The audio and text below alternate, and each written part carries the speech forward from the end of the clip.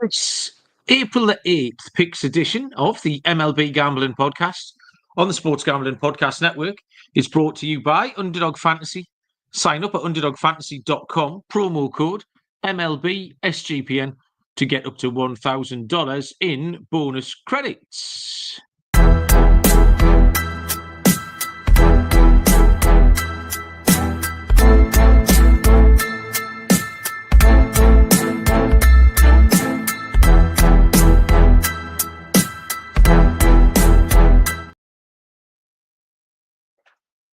Welcome, everybody, to the MLB Gambling Podcast on the Sports Gambling Podcast Network. My name is Malcolm Bamford, coming to you from Newcastle upon Tyne in the northeast of England. Today is Tuesday, April the 8th, and we are here to handicap the full state of action for Wednesday, April the 9th. Joining me in what I thought was York Yankees pinstripe uniform, but it turns out just a work shirt, so panic over. Here's Mr. Lonte Smith. Lonte, how about those Yankees? How you doing? Not a ringing endorsement for him, especially after the last few days. But yeah, man, I'm doing good, man. Hopefully, man, we had a good podcast last time we were on together, so I'm hoping to repeat that success. It's been pretty good so far. I know we both got off to kind of pretty even starts, but I think it's picking up pretty well. We got a little bit more data. So, yeah, man, I'm hoping we can have a repeat of what we had the last podcast. Yeah, we did okay last time, you're right. I felt like I was a bit unlucky with my Manny Machado home run prop because I sort of tossed up between him and Tatis and Xander. And Tatis hit one. Machado got all the RBIs, but with little dink and dunk singles and doubles. Then we put that little under parlay together, which we had 2 hits and a push. You could have cashed it if you got a 7.5, but it was an ugly parlay. It was 3 under 7s. That we put together with a few of the listeners in the live chat. And yeah, runs for 2-2, and then we were unlucky with the other one as well. But yeah, that was a nice little cash. Tonight was the first night, Lonte. I felt like there was enough data that I could sort of stop using my gut feel a little bit. You know what I mean? Your pre-season perceptions. Yep. I started looking at like the over/under stats, the home road split, stuff like that. Yep. I felt like that we on 9 games, 10 games, 11 games, something like that now. I felt like that it was worthwhile having a look at that. The Champions League's been going tonight, Lonte. You don't watch the football. I can only have a little bit of football chat with Scott and Dylan, but it doesn't come on your radar at all, I don't think much. But I just bet what you guys put out. That's about it. Yeah. We watched Arsenal absolutely mangled Real Madrid tonight, 3-0. Which we did not expect at all. No, you're right, Callum. It was nuts. But we did get into Milan to win the other game at round about plus 225. So there was a little bit of profit in there for everybody. We'll move on and get to these picks after I've told you about the golf, the Augusta Masters competition right around the corner. SGPN is back with Splash Sports for a big contest, up to $30,000 in prizes and only $25 entry fee. Get in today at splashsports.com/SGPN. That's splashsports.com/SGPN. Tune into the Golf Gambling Podcast, Steffi Small Show, and Bottom Line Bombs for all of your Masters picks. Lonte, will you have a go on the golf this week? Does that get you going? Yeah, a little bit, man. I just started getting more into like the betting side of it over the last few years, but I will have a few wagers going on. I think it starts tomorrow, right? It starts tomorrow, yeah. So, I got a couple bombs and a couple guys that I like. I like to do a lot of the make or miss cut bets. Nice. The longer shots with some of the middling guys with like plus money on them. So I'll take a swing here or there and get some information from the golf guys and yeah. So I'm pretty tuned in with the golf, especially around like the big events like the Masters. Do you play golf? Yeah, but I suck though. Everybody sucks. It's really, really hard. That's the problem. Yeah, like the ball's tiny, the hole's tiny, and it's miles in that direction. It's an awful combination of things. Yeah, and I don't have the best hand-eye coordination. Do you know?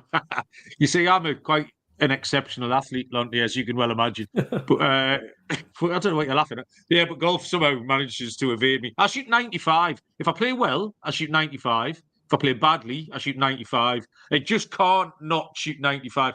But have some beers doing it. That's fine. Right, That's perfect. okay. Wednesday, April the 9th. Lots of days ball, at least some really good times for me here, actually. We're going to start with 12:35 Eastern first pitch between the St. Louis Cardinals and the Pittsburgh Pirates. Eric Fedde goes for the Cardinals. It is Mitch Keller for Pittsburgh, who are even money at home. The Cardinals are minus 120, and the total here is 7.5. I thought this was a relatively straightforward play for me early on. We did the Cardinals. We got them right the other night with the double header, the travel spot, all of that. I think they ended up, Arenado sat the game out. I think they got the hotel like 3:30 in the morning. Arenado sat out, they said, with an illness, but I think he was probably just a bit sleepy. St. Louis is starting to look like I thought they might. This was a great example of really the first time that I was able to put this season's sort of look on the handicap of the game. They swept the Twins. Was it? I think it was the Twins in the opening series. But since then, at 1-6, including 0-4 on the road, and that's kind of where I thought the Cardinals might end up. There's not much to choose between both starting pitchers, Fedde and Keller. They're both kind of bang average. But the Pirates have had a couple of back-to-back home wins, and the Cardinals do appear to be heading in the wrong direction, which was something I was concerned about. So all of that added up to a quite an easy pick of Pittsburgh for me at even money. The total has contracted slightly. There's been a little bit of line movement. It opened at 8 and it's into 7.5. So someone's getting down on the under. But I prefer the Pirates, Lonte. Yes, I'll take it from a different approach. I'm going to go opposite you, but just in the first 5. I think Fedde will go well here.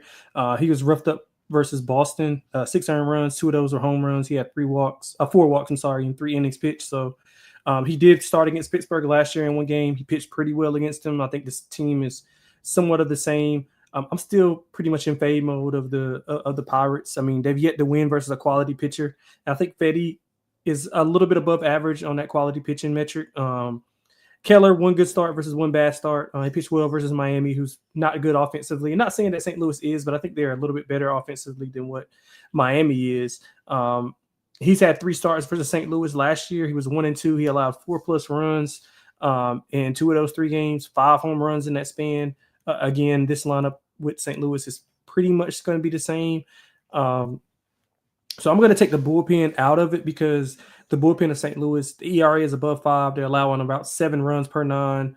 So I think Fedde can go well early on. I don't hate your Pirates play because of the bullpen of the Cardinals, but I'll go first 5 for St. Louis. Should be getting a little bit of plus money there as well, but something that concerns me is just that bullpen. I mean, the St. Louis, you mentioned the 5 losses in a row after a good start, but they've allowed 49 runs in those 5 losses. So their pitching has not been good.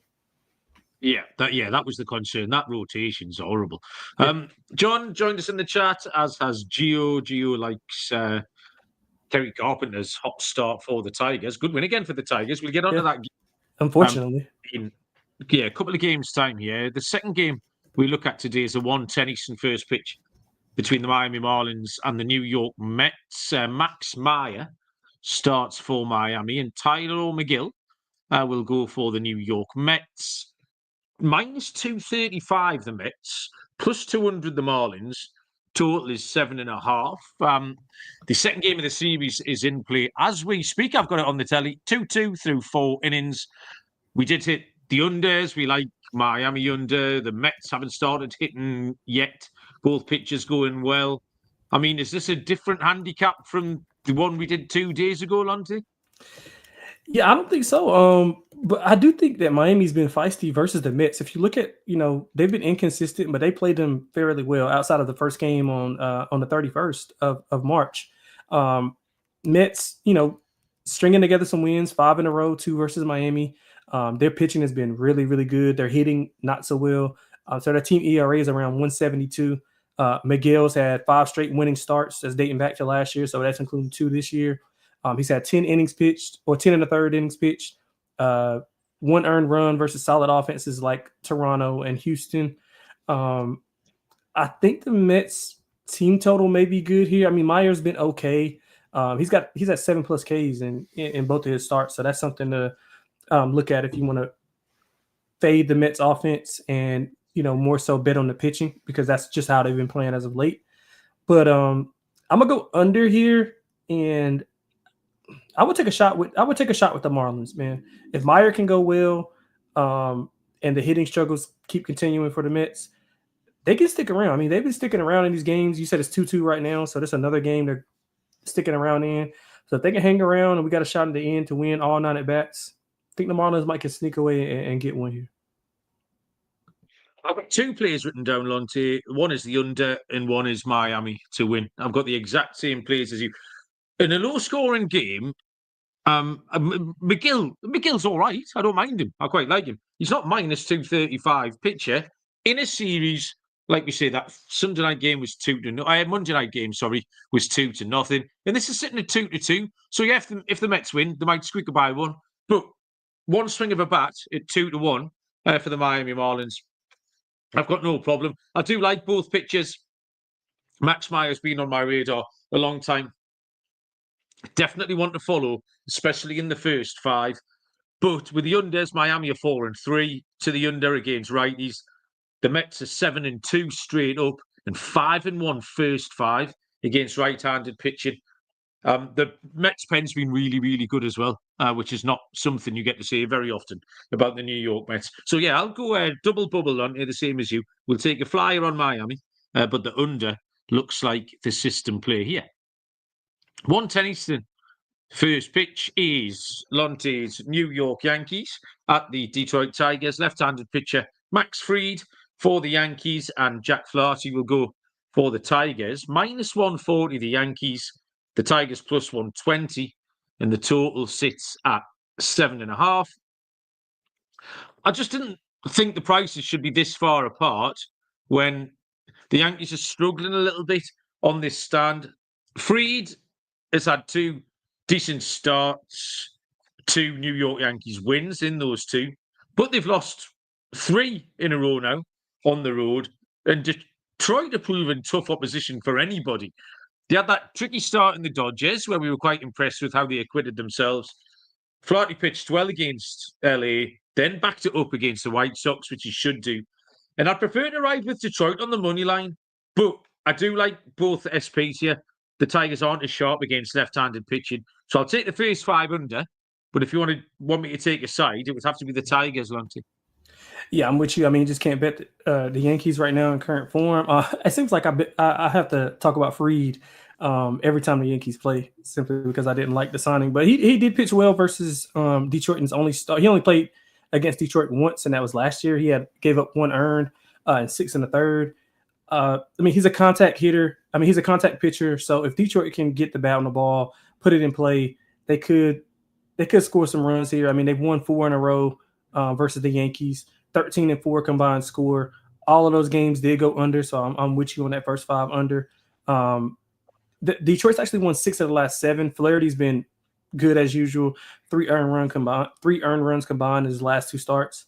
I think maybe the contact catches up to Fried here. So yeah, it'll be Detroit or nothing for me. Would go full game under along with that first 5 under that you put. Look for Flaherty strikeouts as well. I mean, the Yankees are just kind of whiffing on a lot of stuff. I like that, Lonte. Lonte, what position would you play baseball? Baseball, I would probably play second. I played a lot of second base. I played a lot of second and shortstop when I was a kid.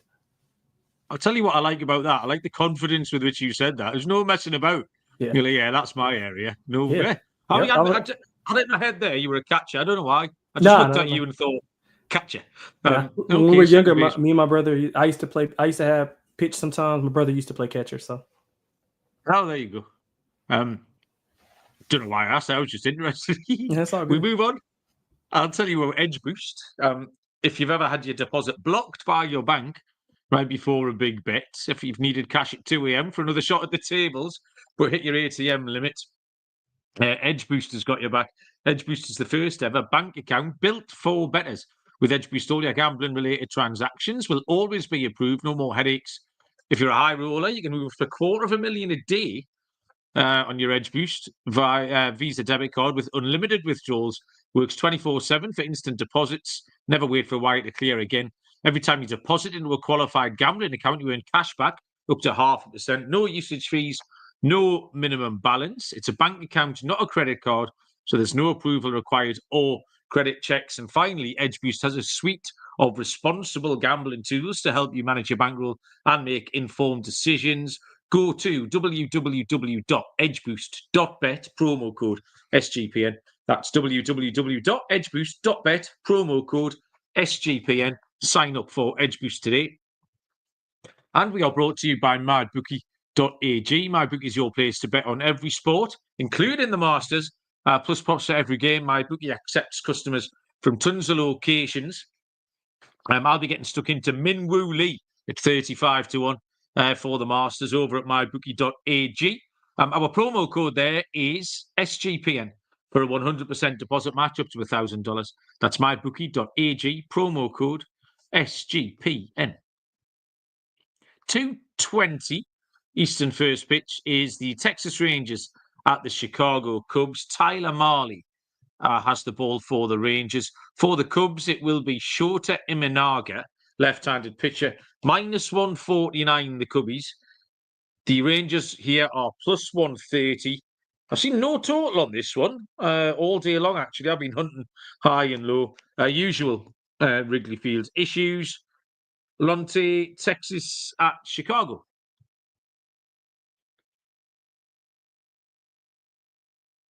I've lost Lonte, so I will crack on. Tyler Mahle absolutely mugged me off last week. I faded him in just about every facet of his game, and he pitched really, really well. My home run prop that I took on the show was against Mahle. I just didn't want anything to do with him. It was a terrible first start he put up, and then he was back. I'd like to see it once more before I give before I want to back Tyler Mahle at all. Shota Imanaga has been absolutely faultless so far. 2 7-inning efforts against the Padres and Arizona. Tough opposition, those two. Very decent comparison games, actually. So an outs prop, I think, Slive. Imanaga's just going repeated length. He's demonstrated it. Once he's demonstrated that skill, I'm happy to believe that he owns it. There's no reason why he can't go. If it's anywhere over 17, 18 out, something like that. The Cubs have started very well. They're good at home. They were good at home behind Justin Steele last night. That was a really solid performance. I think the same again. Prefer Imanaga to Mahle. Cubs okay at home. It's a unit and a half rate, -149 or thereabouts. I'll take the Cubs, Lonte. Yeah, my bad. I lost connection here. But yeah, I like the Cubs as well. Yeah, I like the Cubs as well. They're a bet on team for me going forward. I mean, I just think their offense has been outstanding. If you look at their first two games versus Texas, I mean, it's 16-5 in the first two games versus Gray and Evaldi, and that's at the pretty much the top of their lineup. Mahle's been okay. I mean, he pitched well versus Tampa. He threw 5 scoreless and 1 hit, but I don't really trust him too much. Texas offense hitting under 200, 3.2 runs per 9. I like the Cubs. Like I said, they're a bet on team for me. The offense has been really good. 6+ runs scored in 6 of the last 7, 7+ in 3 straight. Imanaga's been incredible as usual. I think that I will take the Chicago team total over as one of my favorite plays, but I do agree with you with the betting a unit and a half on the Cubs. Gio reckons the line for this, the over-under is 8.5. So maybe we get a little bit of wind going the other way for a change in that one. Next game up here is the San Diego Padres at the Oakland Athletics, which gets underway. I said Oakland again. I think that's 3 shows running. Holy shit. 3:35 Eastern first pitch. For the Padres, it will be Randy Vasquez. For the Athletics, it is Osvaldo Bido. Small underdog. The Athletics at home, +110. The Padres, -130. The total is high. The total is set at 9.5. Vasquez, I really like Vasquez. He's Yeah, me had too. 2 good starts. Me too. He's got a very good record against the A's, and the Padres have come out the gate quickly. A good, really good 9-2 start for them. We like them to get Severino on Monday night, which they did. But Osvaldo Bido, he's gone really well as well. He walked too many at Seattle, but he settled down and showed really good control in Colorado last time, which isn't an easy thing to do. This was quite tricky. The A's are 2-0 as a home dog. Obviously, small sample. Both teams favour the over against right-handed pitching. And now I do think both starting pitchers can go well. I've taught them both up. That total looks high, 9.5. The Monday night game finished 5-4. So there is some runs, but the park isn't playing particularly like a little league park. Mm-hmm. So I think the pitchers can hold it. This will be lower down my list of things to bet. I'll take the 9 runs. We'll go under 9.5 for the Padres at the A's, aren't we? Yeah, so this will probably be our first disagreement. I like over. Okay. I think the A's offense has been pretty good. They've scored 4+ runs in 4 straight. Bido's been he's been steady, but this is the best offense he's faced as of yet. Both meetings went over thus far. All 4 home games have went over for the A's. And Vasquez, he has been good. I like him pretty good. I like him pretty well. Also, San Diego's won 8 of the last 10 versus the A's. The last 3 have been by 1 run. So, the A's are hanging in. 7 of those 10 did go over. And while Vasquez has been good, he has had some walk issues, got 9 in his last 2 starts. So maybe, he puts a few on and then the A's kind of get a few across. And San Diego offensively, I don't think we have an issue with them scoring runs, especially in this park. So I'm going to go over. I guess I would split a unit and go San Diego team total over and then full game over. But I do think that they score runs. I mean, I think we could see like a 7-6, 8-5 type of game in courtesy of the Padres. I'm taking the 5-4 Lonte. 5-4 Padres. That's fine. Stick on 9. 3:40 Eastern first pitch is the Baltimore Orioles at the Arizona Diamondbacks. Dean Kramer will take the ball for Baltimore. For Arizona, it will be Brandon Pfaadt. Short favourites, -120. The Snakes, the Orioles are +100. And the total here, Lonte, is 9.5. Yeah, so it's these are 2 teams I can't get right. To be honest, I was on Arizona when Gallen went. He got shelled. I was on Baltimore when I'm against Baltimore. I think I bet against Baltimore more than I have bet on them, and they've been killing me. But they've been inconsistent, which just pretty much shows they're hitting the ball well. They're hitting about 260, almost 5 runs per 9. Arizona's lost 4 or 5. Their bullpen has been better than their starters, which is why I think the issue is I don't really trust either of these pitchers. I'm going to go over, man. I'm going to over so I can bet on, I guess, both of these teams. Starting pitching, the ERA is, above 5. Bullpen is around 4.2, both over in 6 of the last 10. I think both of these pitchers are kind of erratic. So let's go first 5 over, half unit, first 5 over, half unit, full game over. I thought about our show when I saw Zach Gallen had been beaten on Sunday night because we both mentioned after that you said that you couldn't get him right at all. Yeah, this pick very much for me was a pick of feeling. Probably the most on the card that I just put my gut into this one because I prefer Brandon Pfaadt to Dean Kramer and I prefer Arizona to Baltimore. And at that point, at the prices, I was just happy to take my 2 preferences, take the Cardinals. At the Cardinals, I've gone with the Oakland and the Cardinals so far, Lonte. I'm on good form tonight. Wrong sport now. Take the Diamondbacks here. There's not much to pick between how either of them have performed so far. They've both been a little bit in and out, like you say, inconsistent. Right. So I'll stick with my gut.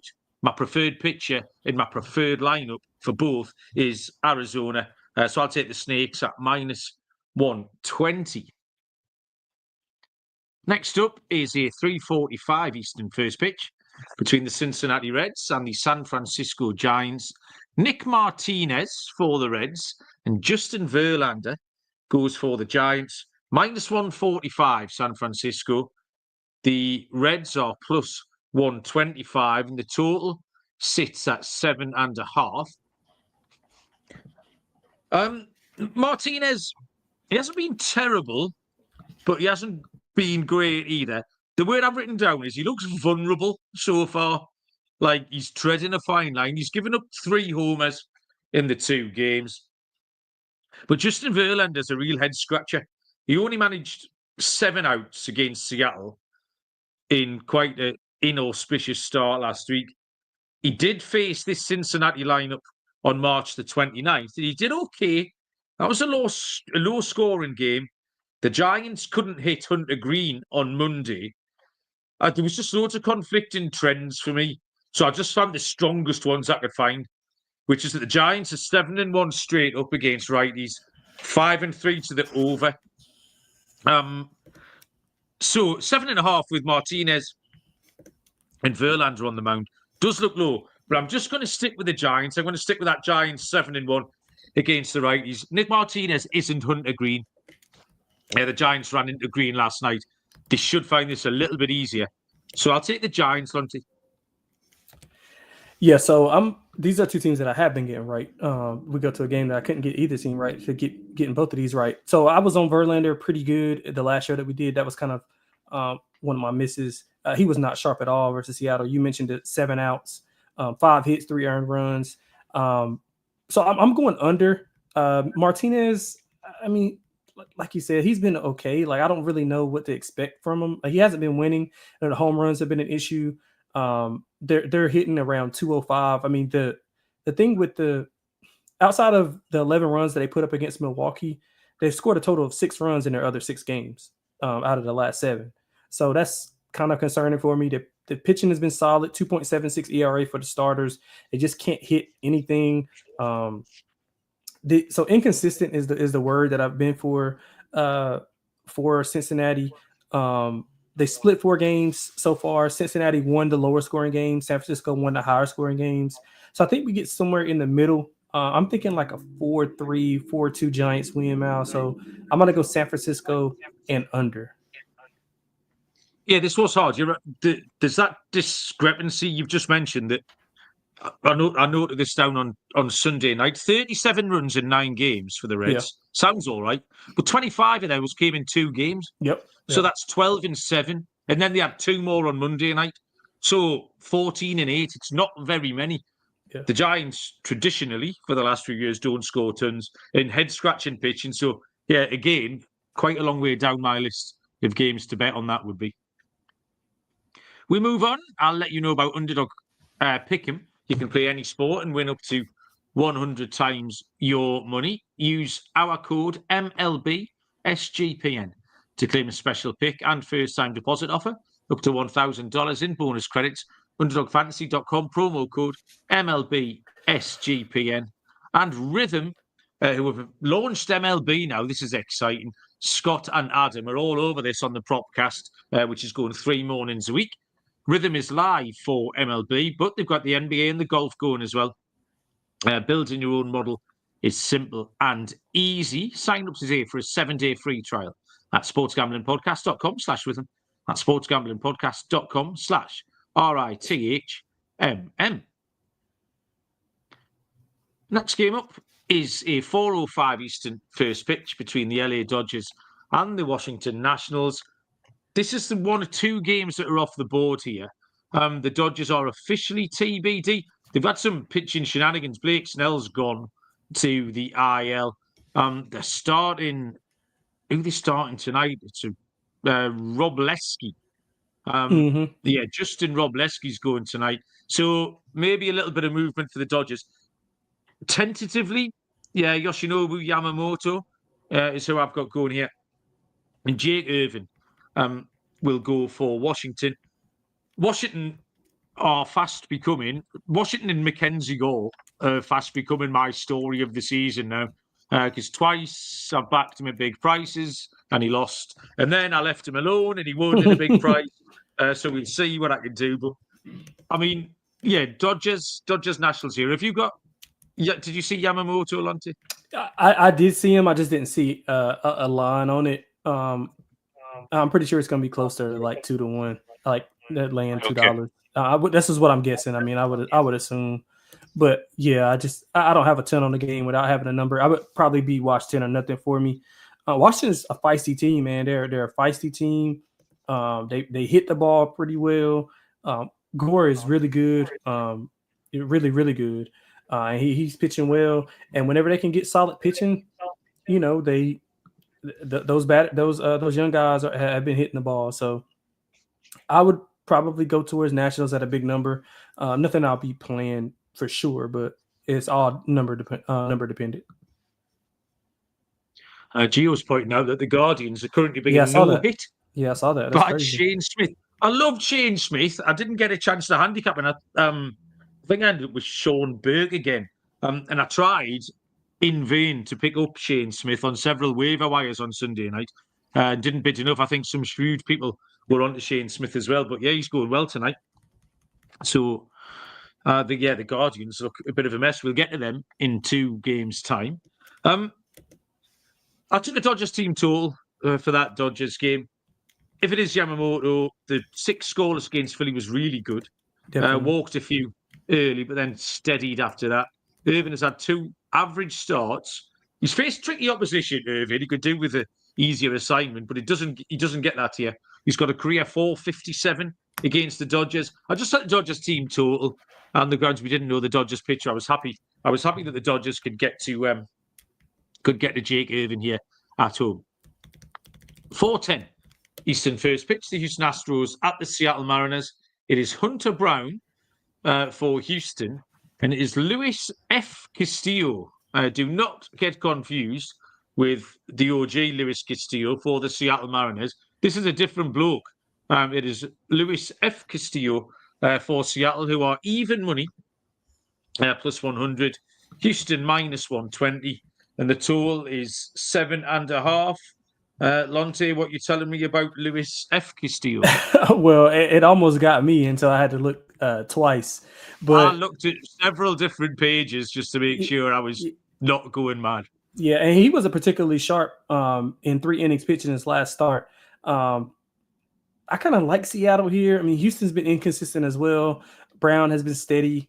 He pitched extremely well versus Seattle last year. He's got a 0.7 ERA in his last 3, so he's pitched really well. Seattle's kind of had Houston's number even when they were hot last year. They won 4 of the last 5 versus them. Both teams have been under teams, so I like the under. I think both teams are not hitting the ball extremely well. I think that favors the home team here. Both are averaging around 3 runs per 9, so I think we can get well under this total. That'll be one of my favorite plays in the game. It's going to be the total, and I'll take the even money at home with Seattle. Although Hunter Brown has had their number, but if you put it in reverse, Seattle's team has had Houston's number for the past 5 or 6 games. I didn't fancy Luis F. at all, Lonte, unfortunately. 3 innings against the Giants in a rare high-scoring game for the Mariners. He does get one more start, so he's up. George Kirby's rehabbing. I think George Kirby's going to have one more rehab start, and then that'll be the end of Luis F. Castillo. And he doesn't look too promising to me. Hunter Brown, promising, in fact, is the word I've written down for Hunter Brown. Consistent, 2 6-inning starts, 2 earned runs in each, and 15 Ks across them both. Houston not scoring many, and it's becoming a bit of a nightly diatribe here on the show, but someone's going to win 4-2, and this time it's Houston's turn to win 4-2 rather than Seattle. I just don't fancy Luis F, and I think Hunter Brown can go well. I'll take Houston at minus 120. And next up is the team who are currently no-hitting. They haven't scored any runs either, by the way, which is pretty on brand for the White Sox. The Chicago White Sox are at the Cleveland Guardians again tomorrow, and it will be Sean Burke for the White Sox. Left-handed pitcher Logan Allen goes for Cleveland. Cleveland are minus 190. The White Sox are plus 170. And the total here is 7.5. I just think you'd have to take the White Sox. I'd say the White Sox first 5, maybe. Yep. Minus 190 with Logan Allen is insane. Like, if you're betting that, you shouldn't be allowed money. I'm just not buying it at all. Burke had one really good start on opening day against the Angels. I backed him against the Twins, and he was awful. But luckily, Logan Allen is just as bad at the Padres. The over is a risk because, as we're witnessing tonight, no one can put bat on ball. But I just think at the price, you can't take Allen at minus 190. So your only course of action now is to take the White Sox. We know the bullpen's dog shit. White Sox first five's all right. I don't like it. These pictures. We did it last year with Jonathan Cannon a lot. Burke, Smith. They're going to be all right. Like they're going to throw the odd decent start, and then they might not get much help off the lineup, and the bullpen then will blow it. But these kids can go all right. So yeah, White Sox first five, I reckon. Yeah, I'm right with you on the first five. I mean, the White Sox have been feisty in certain spots, and I think this is a spot they can get. They can get a little bit closer in. I mean, they're hitting 213, but around 213, but they're averaging close to 7 hits. So they're actually putting the ball in play and getting on base. They just can't capitalize. Cleveland has had their number. I mean, obviously this is going in not including today, but they've won 4 straight by 2+ runs. 3 of those were on the road. So, I mean, but Cleveland's not in good form right now. I mean, they lost 3 in a row, all by 4+ runs. They are back home from that three straight road series. So, but their pitching has been bad. I mean, their starting pitching is ERA above 6.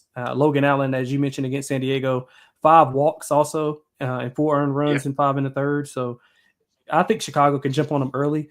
I'll look at the first inning for the White Sox as well. So I like White Sox early, and then maybe come back when they're down. I mean, when the Guardians are down, maybe 1-0, 2-1, and bet them on the money line at a decent price. Okay, team ride on the White Sox early on. Nathan's joined us in the chat, and Aaron popped his setup earlier on as well. Welcome along, gentlemen. If you've got any picks to send us, we're always grateful of the help, so stick them in the chat. We'll go to a 6:45 Eastern first pitch between the Toronto Blue Jays and the Boston Red Sox. Kevin Gausman goes for the Blue Jays. For Boston, it will be Tanner Houck, and the Red Sox are minus 125 favourites, with the Blue Jays at plus 105. The total has gone out, actually, a little bit of live movement. Was 8, is out to 8.5. Possibly the best looking pitching matchup on the card, just having a look around. Gausman against Houck. Lonte, lead us off. Yeah, so I like both teams. I've been betting on both teams, and I know Toronto's been a little bit inconsistent as of in the past, but they've been okay. They got Vlad. Vlad got his money, got it out the way.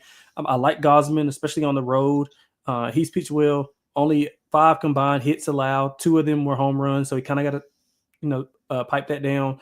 The bullpen does worry me for Toronto. Their ERA is around 5, and Boston's offense has been pretty good. I mean, 43 runs at home. They scored 5+ runs in 6 of the last 8. Tanner Houck also is having some home run problems. He had 3 home runs allowed in his last 2 starts. So I think over. So I agree with that move from 8 to 8.5. You can find an 8 juiced. I would play that. Both teams are hitting the ball really well at around 270. Both teams averaging, I think Boston's averaging 9.5 hits per game. Toronto's averaging right around 9 hits per game. And teams, if you look at what teams have been doing against the Boston starters, they're hitting like right around 300. So I think we see a ton of offense in this game. Although I like both pitchers, I think the offenses are going to outlast them. So give me Toronto in the over. Yeah, I've got the over as well, Lonte. That was my play. It's a decent matchup. Gausman's start last time at the Mets was really weird because he went 5 1/3, 3 earned runs, no strikeouts. He hasn't got the best record at Fenway either. He's got a career 4.40 ERA. He's pitched there a ton as well in his time. Tanner Houck has been poor twice, and he's got tons of red flags. And particularly, in fact, the fantasy community this week have been all over fading Tanner Houck, which I know isn't real baseball, but it just gives you a little clue as to how people perceive that he's going to go. I think we see runs, Lonte, exactly the same as you. I will take the over 8.5. Next up, 7:05 Eastern, between the LA Angels and the Tampa Bay Rays. It will be left-handed pitcher Yusei Kikuchi for the Angels and Ryan Pepillo goes for the Tampa Bay Rays. -140 Tampa Bay, +120 for the Angels. And the total here is set at 7.5. Kikuchi has started twice and pretty much had two identical stat lines. 6 innings twice, 3 earned runs twice, 5 strikeouts and 6 strikeouts. And then the key stat, after those two really nice lines, the key stat is that 2 7-run defeats, which isn't particularly helpful. Pepio, I know Dylan's really high on Ryan Pepio. He's had 2 home starts, so this is a 3rd consecutive home start here. Both have been encouraging. He just needs a bit more help from these Tampa Bay Rays bats. Hopefully, the LA bullpen can help us towards the end. I'm going to take the Rays on the run line. I mean, they're big enough on the money line, frankly, at -140. But I don't mind having them on the run line here. It could be low scoring, something like 5-2 for the Rays. I think Pepiot will go okay. Kikuchi won't be bad. But the Rays need to help them out a little bit. So if you want to take Tampa at -140, but I do think they can win by a couple here. Like I say, 4-2, 5-2. But I'll be wanting the Tampa Bay Rays, Lonte. Yes, we got another disagreement. I like the Angels. I like the Angels a ton. They've won 7 of 10. They've scored 5+ runs in 7 straight. So their offense is looking a lot better. They're hitting the ball well. 5 runs per 9. Kikuchi, he's been okay. I mean, 3 home runs allowed. Kind of needs to, pin that down a little bit. And their bullpen is, the ERA is above 5. Their batting average allowed is right around 270. But I just don't like Tampa. Pepio is okay. He does allow a solid amount of contact. I think that could be an issue with how hot the bats have been for the Angels.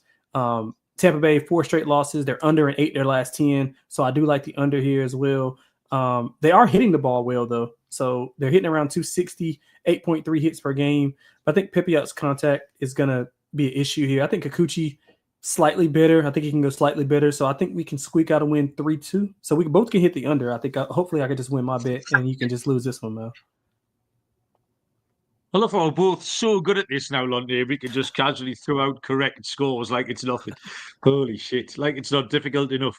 7:15 Eastern first pitch is the Philadelphia Phillies at the Atlanta Braves. Taijuan Walker for the Phillies and Grant Holmes for the Braves. -120 Atlanta. Even money Philadelphia. The total, Lonte, is 8.5. Yeah, man. Last time I was on, I said if I bet the Braves and they let me down, I said I was done with them, and I'm done with them. But so let's just go with an under. I got no idea what's going on with their offense, man. They're hitting under 200. I thought being back at home would kind of revitalize them, and then they put up 10 runs, I think, in their home opener versus the Marlins, and then they come back and can't score or barely can get on base. They're 2.7 runs per 9. Grant Holmes, he had an interesting start against the Dodgers. He got 4 innings pitched, 4 earned runs, 4 walks, and 4 hits. So it's like a 4x4 against the Dodgers. Phillies looked real good versus the Dodgers. They took 2 of 3. I thought they looked dominant. They almost gave that last game away. Pitching has been really good. 3 runs or less allowed in 5 of the last 6. Walker is coming off 6 scoreless versus Colorado. Again, that's Colorado, but the way the Braves have been playing, they're right down there with Colorado offensively. They're also under in 6 of the last 7. So I think we see a low-scoring game here, maybe a 3-2, 4-3 type of game. I'm going to go with Philly, but I like the under. I didn't want to touch either of these 2 pitchers. Taijuan Walker pitched well against the Rockies, and I thought that might make the line a little bit more favourable here because I want to fade him. He's going to get blown up. He's useless. He's got a really poor record against Atlanta. He's got a 5.40 career ERA here. I just don't think this is going to end well at all, even against this. His appearance could fix the Atlanta offense.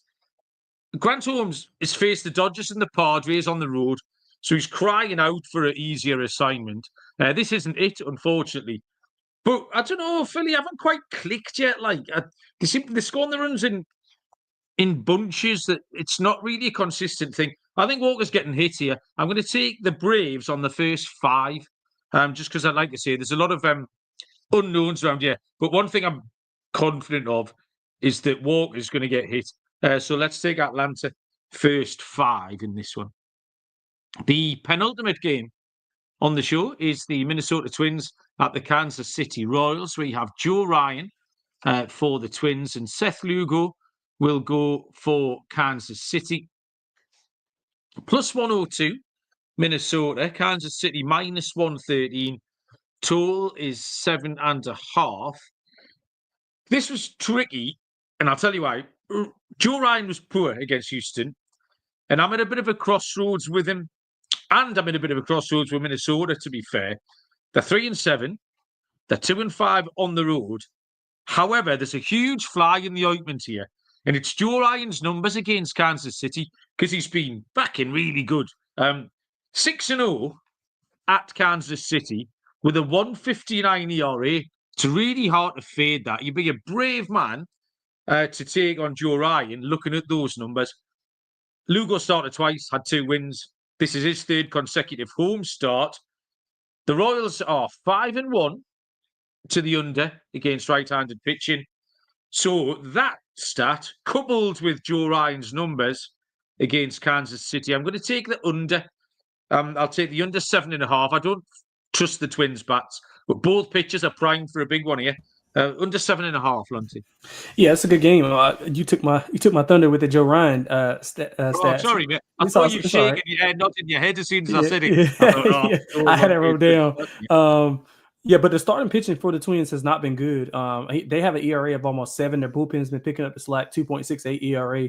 They're not hitting the ball. I don't trust their bats. Kansas City's had success against them, 5 straight wins versus them, all by 2+ runs. All 5 of those games went under. Lugo's been okay. Their starting pitching is 2.96 ERA. So Kansas City not really hitting the ball well. Both teams kind of inconsistent, so I kind of wanted to stay away from each. But I love the under. I think we see a classic 3-2 game in this specific matchup. I'll even look first 5 under with the success that Ryan's had against Kansas City. I mean, although Kansas City, well, I won't say historically, but in the past few seasons, they've been hitting the ball really well at home. It just hasn't come to fruition just yet. So maybe they need a few more series under the belt to get there. But we'll take advantage of that right now and go under first 5 in full game. Okay, team ride on a low-scoring one there in Kansas City. The final game is off the board as it stands. Although, I don't know, it might there's been a pitching change. So we might see some lines popping up right now. 8:40 Eastern first pitch. Here's the Milwaukee Brewers at the Colorado Rockies. Left-handed pitcher Tyler Alexander has literally just been announced for the Brewers. I'd suspected Nestor Cortez, but it's going to be Alexander. Antonio Senzatella is confirmed for the Rockies and has been all day. I've seen no lines with his pitching stuff. Lonte, do you have much on this one? It's tricky.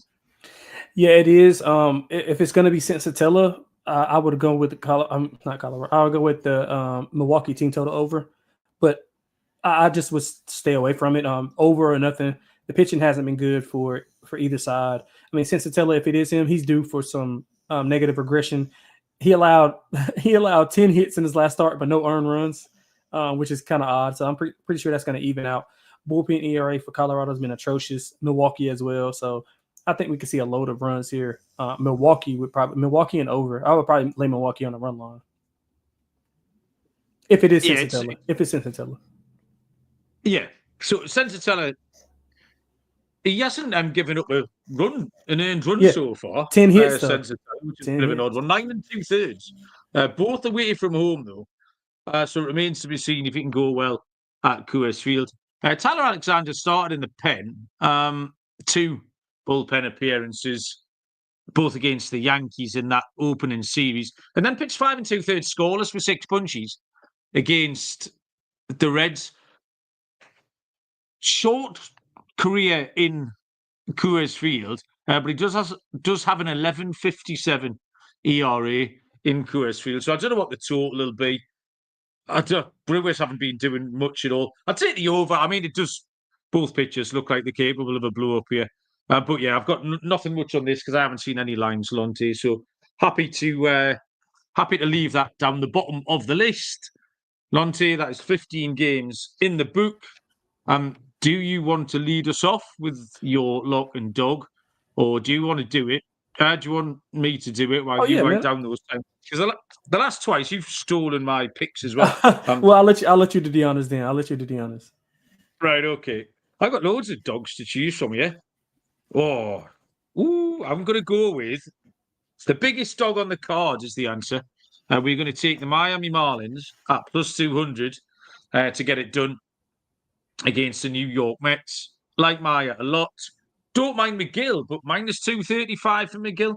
The Mets are currently getting away from the Marlins, actually. Quite a lot of bullpen usage, it looks like, for Miami. That just means Maya goes a little bit longer into the game. So, yeah, at those prices, in what we perceive to be a low-scoring game, I'll take Miami at plus 200 as my dog. For my lock, let's have a look. Oh, it's tricky, man. I like Houston, you know. Yeah, no. I must admit, I like Houston to get to Luis F. Castillo. I don't think he's going to go well tomorrow. So I'll take Houston behind Hunter Brown. I've got more faith in Hunter Brown than you.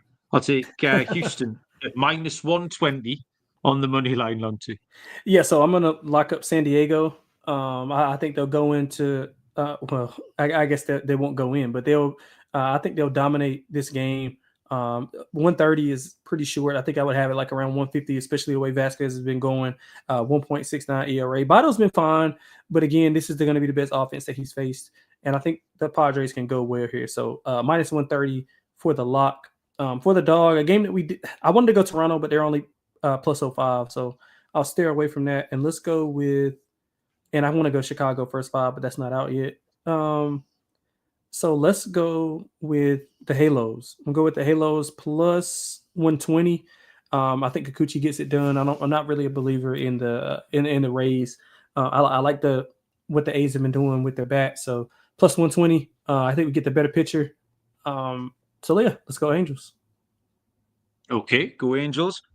Home run pick. I can't be so bullish about fading Taiwan Walker without picking an Atlanta Brave to go yard tomorrow. And the Atlanta Brave I am going with is going to be Austin Riley. He will hit one out tomorrow against Taiwan Walker. So Riley will be my play.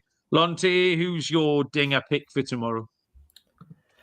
Let's see. I was gonna go a little bit further down the board. I was gonna go Vladdy, but I got Vladdy to hit one today, so I don't want to double up on that. I think we'll see runs in the Milwaukee game. So let's go with let's go with Christian Yelich.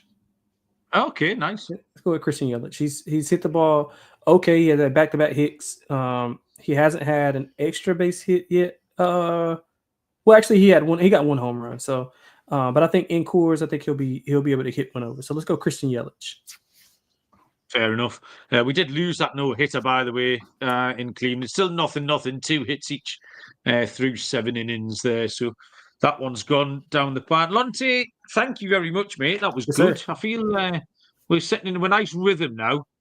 It's like the opening day and that first weekend and everything is dead exciting. Like I said earlier, tonight feels like the first day I started using the stats and the trends of what we've seen this season, rather than just what we thought might happen. But yeah, I feel like I'm getting the MLB rhythm of things.